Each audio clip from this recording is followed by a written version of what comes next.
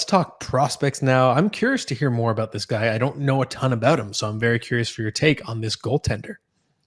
Yes, this is Joe Blomqvist out of Pittsburgh, and I texted a friend who was at a game uh, with who was watching. I think it was Charlotte versus the baby Penguins out there over the weekend, and I said, their goaltending is pretty interesting. Watch out to see what Blomqvist could do if he plays, and I believe he had like a 48 save game.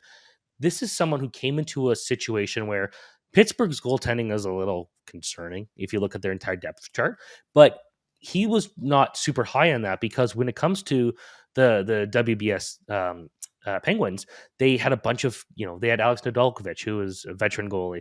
They had Taylor Gauthier in there looking to get some starts. They had Magnus Hellberg. We know he's gotten some NHL starts and was pretty good. It seemed like anytime he switched teams. And you got Garrett Sparks, a longtime AHL goaltender. So he had to find a way as a 21-year-old to kind of really come in and surprise. And last year, he was the backup goalie on his Finnish league team.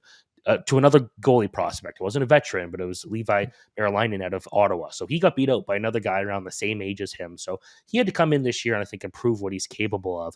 Right now, he's got a 6-3-1 record. He's got a .926 save percentage. We don't have a ton of advanced analytics available to us in the AHL, but he's looking pretty good just from watching him now, I think 2 or 3 times, plus to see him with the Buffalo Prospects tournament where, he was a bit up and down, but when he was up, man, he is a good goaltender. Not a big guy by any means, like not a huge guy. I believe he is 6'2", but he moves so well. He's very flexible. He looks more like a much smaller goalie in the way he moves in his crease and makes up for a lot of that. So, he's very composed too. He won't if he lets a bad goal in, he's probably not going to have that happen again. He's not going to let that tear apart his game. He's not going to fall apart.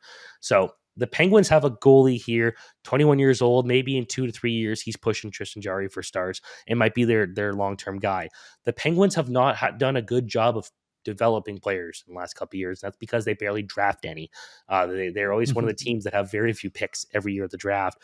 52nd overall in 2020, one of the better goalies from that draft. I'm thinking this is going to pay off.